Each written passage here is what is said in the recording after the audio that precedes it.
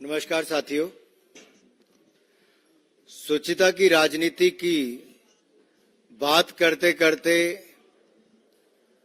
आज शराब घोटाले में इतना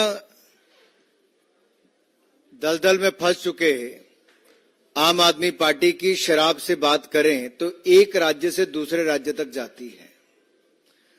जहां एक और शराब घोटाले में कट्टर बेईमान मनीष सिसोदिया जी, उप मुख्यमंत्री दिल्ली, सांसद संजय सिंह जी और ऐसे उनके अनेक वरिष्ठ नेता और कार्यकर्ता और कई दलाल जेल में हैं। वहीं मुख्यमंत्री और कट्टर बेईमान अरविंद केजरीवाल वो भी ईडी की गिरफ्त में हैं।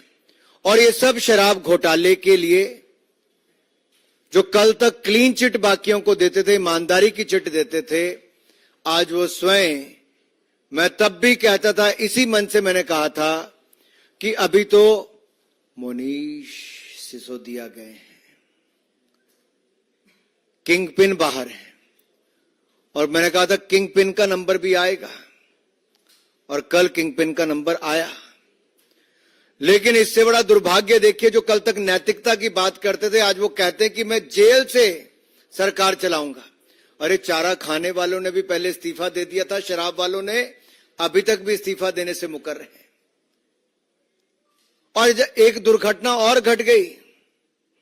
इनका दूसरा राज्य पंजाब, जहां ये सत्ता में इसलिए आए थे कि हम नशे के खिलाफ अभियान चलाएंगे, मुख्यमंत्री 4 महीने में अपनी ही लोकसभा की सीट उपचुनाव में हार गए थे।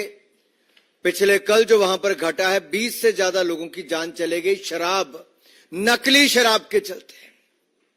पूरे पंजाब की क्या हालत होगी अगर मुख्यमंत्री के अपने जिले में हालत है। शराब आम आदमी पार्टी को कहां तक ले डूबेगी और शराब से इनको क्या क्या फायदा मिला है। शराब के व्यापारियों से, चाहे वो ठेके वाले हो या नकली शराब वाले हो, ये आम आदमी पार्टी का इनसे क्या संबंध है। नशे के व्यापारियों से, शराब के व्यापारियों से, लोगों की जान लेने वाले और राज्य के लोगों को हर मोहल्ले में ठेका खोलने वाले, इनके साथ इस भ्रष्ट आम आदमी पार्टी का क्या रिश्ता है। ये रिश्ता क्या कहलाता है। और मैं एक बात यहां पर और कहना चाहता हूं, अरविंद केजरीवाल जी के पुराने जितने वीडियो निकालोगे, वो तब तो कहते थे कि कांग्रेस वालों को हाथ नहीं मिलाऊंगा, अब हाथ भी मिलाया, गले भी लगाया है। उस समय कहते थे कांग्रेस की अध्यक्षा सोनिया गांधी जी को गिरफ्तार कर लो, 2 दिन इंटेरोगेट कर लो, सच बाहर आ जाएगा। आज मेरा सवाल कांग्रेस से भी साथ में है कि कल तक तो आप सवाल खड़ा करते थे, आज वो कौन कौन से बिल में कौन कौन से कांग्रेसी छिपे, जरा बाहर आके भाई बोलो तो सही। ऐसी कौन सी मजबूरी है कि अरविंद केजरीवाल के खिलाफ बोलना या उसके सवाल खड़ा करना नहीं जरूरी है। आपने जो कंप्लेंट की थी उसी पे तो देखिए क्या हुआ है। आप क्यों नहीं ऑन करते इसको, क्यों नहीं शाबाशी देते ईडी को और बाकी जांच एजेंसियों को कि एक घोटाले के मुख्य आरोपी को, किंग पिन को और उनके बाकी साथियों को गिरफ्तार किया है। दिल्ली प्रदेश की जनता के साथ जो ठगी हुई, जो लूट हुई, जो धोखा हुआ, जो भ्रष्टाचार हुआ, उस पर कार्रवाई हुई है। क्या कांग्रेस को आज इतना मजबूर और कमजोर हो गई है। कल तक तो अजय माकन जी कहते थे कि हमारा वोट बैंक ये ले गए और इन्होंने भ्रष्टाचार के नाम पे पैसा खर्च इकट्ठा किया और फिर वोट लिया है। आज मैं पूछता हूं, वो झूठ थे अजय माकन जी या आज की कांग्रेस झूठी है। और दूसरा सीधा सवाल मेरा श्रीमान भगवंत मान जी से है, वो कहां सोए हैं किसी को पता नहीं, सत्ता के नशे में है कि किस में है किसी को पता नहीं, लेकिन जो नशे के कारण मरे हैं जहरीली शराब पी के, उस पर उनका बयान तक नहीं आया। ये कैसी सरकार है जहां का सांसद विदेश में उन ताकतों के साथ जाकर खड़ा होता है जो हिंदुस्तान के खिलाफ बोलती हैं। जो आतंकवाद का समर्थन करती हैं, वो चेहरे पे मुस्कुराहट लेकर उनके साथ चित्र खिंचवाते हैं। क्या जवाब देगी आम आदमी पार्टी इसका? ऐसी कौन सी मजबूरी है कि देश विरोधी ताकतों के साथ आपका हाथ मिलाना जरूरी है? पंजाब के चुनाव हुए तब भी आप उन्हीं ताकतों के साथ थे। अगर आपके मन में कोई सवाल हो तो आप पूछ सकते हैं।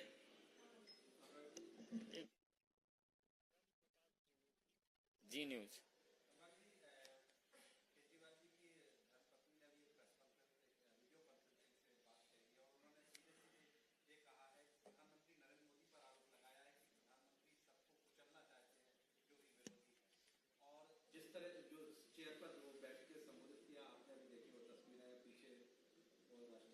मुझे लगता है अगर आप जब माननीय प्रधानमंत्री जी गुजरात के मुख्यमंत्री भी थे तब भी उनका बयान देखिए, जांच में वो भी शामिल हुए, उस अमित भाई शामिल हुए। उन्होंने कहा देश का कानून सबसे बड़ा है, न्यायपालिका का हमें सम्मान करना चाहिए, जांच एजेंसियों का हम सहयोग करेंगे। एक वो थे जिन्होंने शुचिता की राजनीति की और तप कर निखर कर बाहर आए। आज चमकता हुआ प्रकाश नरेंद्र मोदी जी का पूरी दुनिया में दिखता है सर्वाधिक लोकप्रिय नेता के रूप में। उस समय के मुकदमे झूठे थे जिनमें से वो साफ ईमानदारी के साथ बाहर निकल कर आए। लेकिन मैं इनसे पूछता हूं जो इस नाम पे ही राजनीति में आए थे कि हम भ्रष्टाचार के खिलाफ लड़ाई लड़ेंगे और कहते थे हम कभी राजनीति में नहीं आएंगे, बेटी की झूठी कसम खाते थे, बड़ी गाड़ी नहीं लेंगे तो वो भी ले लिया, मकान नहीं लेंगे तो सबसे बड़ा ले लिया, शीश महल बना लिया, फिर कहा था सिक्योरिटी नहीं लेंगे तो 2 राज्यों की ले ली, कुछ नहीं छोड़ा। आज मेरा उनसे सवाल है कि लालू प्रसाद जी ने तो राबड़ी जी को बैठा कर गए थे, इनका क्या ख्याल है? प्रज्ञा।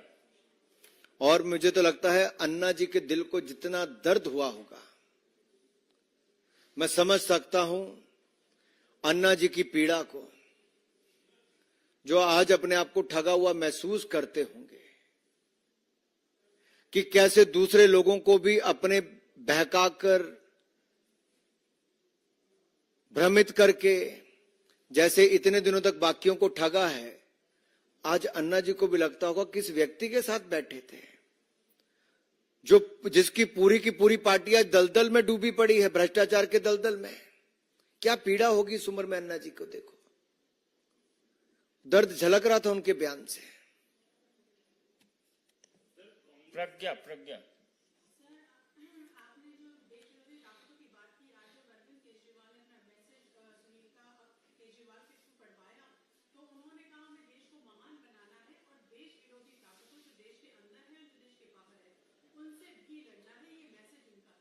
ऐसा कोई बचा नहीं जिसको उन्हें ठगा नहीं।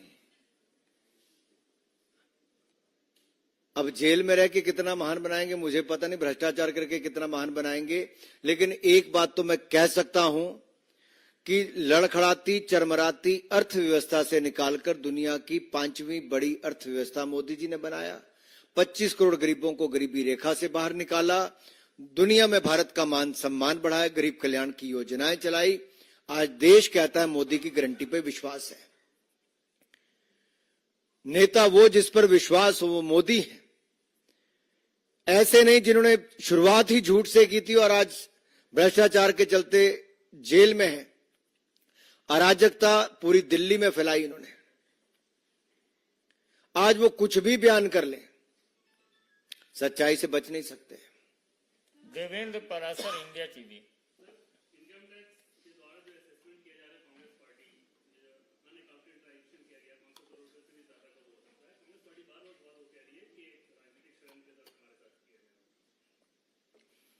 मेरा आपको देवेंद्र जी सिर्फ इतना है, ये मुकदमा कब से है?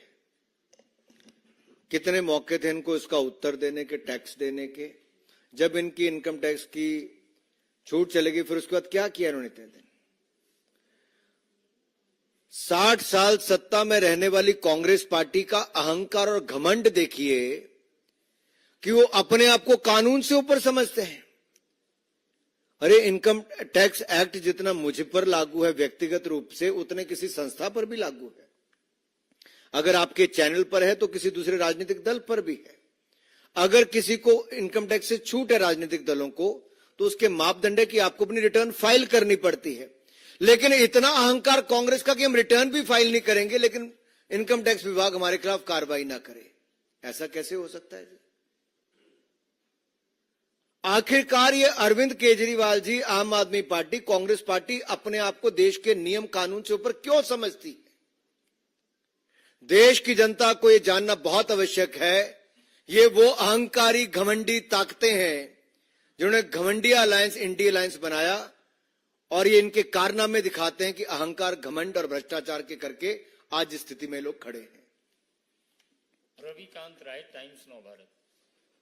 अनुराग जी, इन्फोर्समेंट डायरेक्टरेट ने कोर्ट में ये कहा कि जो लिकर पॉलिसी का स्कैम हुआ है उसके मुख्य सरगना दिल्ली के मुख्यमंत्री अरविंद केजरीवाल हैं। लेकिन हमने देखा कि जो इंडिया अलायंस के नेता हैं वो उनके समर्थन में प्रोटेस्ट में जा रहे हैं, उनके घर जा रहे हैं। एक व्यक्ति जिसको एजेंसी कह रही है कि सरगना है, ये लोग उसके समर्थन में जा रहे हैं, क्या चोर चोर मुसेरे भाई, सबने एक दूसरे की पीठ खुजलाई।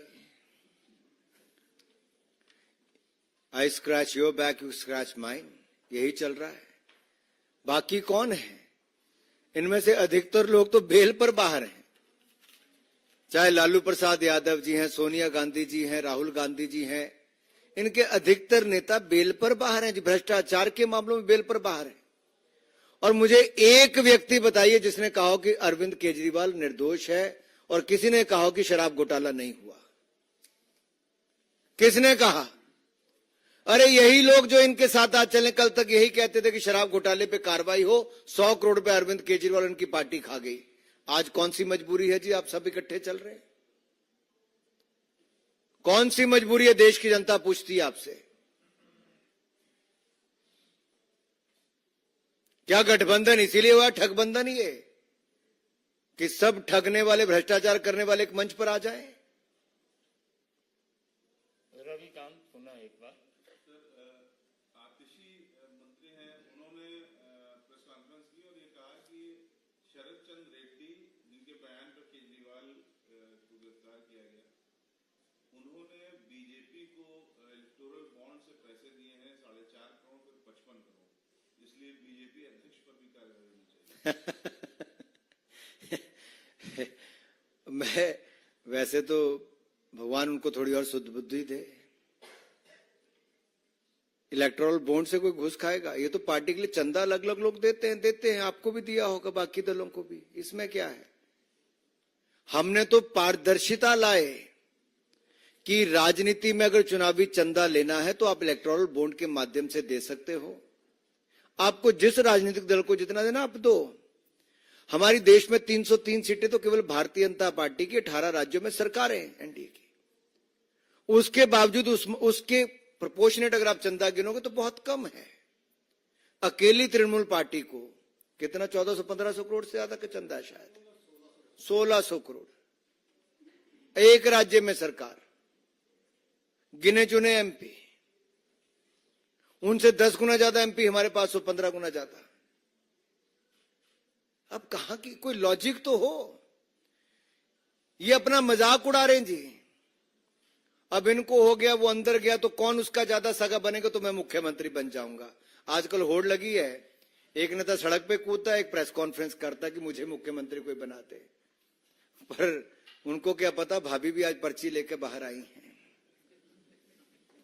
हिमांशु, आज तक।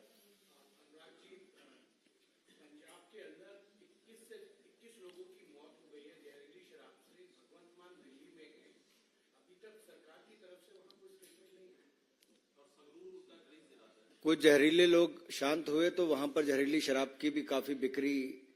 अगर आप देखिए, पंजाब में नशे के खिलाफ लड़ाई कहते थे आम आदमी पार्टी, और सत्ता के नशे में चूर आज शराब माफिया के ऊपर नकेल नहीं कस पा रहे। मुख्यमंत्री के गृह जिले में अगर 21 लोगों की मृत्यु हो जाती है, मुख्यमंत्री कहां है किसी को पता ही नहीं है। सरकार कौन चला रहा है? ये तो पंजाब वाले पहले कहते दिल्ली से रिमोट कंट्रोल से चलती थी, रिमोट कंट्रोल वाला खुद जेल में है। तो मैं आपको हिमांशु जी क्या जवाब दूं इसका? 21 लोग मर गए पंजाब में, लेकिन पंजाब सरकार संवेदनशील नहीं, आज इसका भी एक सामने पता चलता है। नशे के व्यापारियों को, शराब के व्यापारियों को किस तरह से समर्थन मिलता रहा, आज उसका एक और उदाहरण सामने आया है। दिल्ली से लेकर पंजाब तक शराब की बू और शराब से मरने वाले लोग, शराब के घोटाले होने वाले काम आज देश में चर्चा का विषय बना है। और शराब के घोटाले में एक सांसद, एक उप मुख्यमंत्री और एक मुख्यमंत्री आज गिरफ्त में है। कैसी सरकार है ये, जिसका पहले स्वास्थ्य मंत्री जेल में रह के 1.5 साल जेल में रह के मंत्रालय चला रहे थे, जेल मंत्री जेल में था, आज मुख्यमंत्री गिरफ्त में है और वो कहते हैं कि मैं जेल से रह के सरकार चलाऊंगा। 75 साल से ज्यादा की हिंदुस्तान की राजनीति में इससे बड़ा दुर्भाग्यपूर्ण क्षण और इससे घटिया राजनीति शायद आज से पहले नहीं देखी होगी। मैंने पहले भी कहा, चारा घोटाले के आरोपी लालू जी इस्तीफा देके चाहे राबड़ी जी को बना गए थे, लेकिन इस्तीफा तो दिया था। यहां तो नैतिकता की बात दूर, अहंकार आज भी सिर चढ़ के बोल रहा है। धन्यवाद। अंतिम प्रज्ञा। है कोई?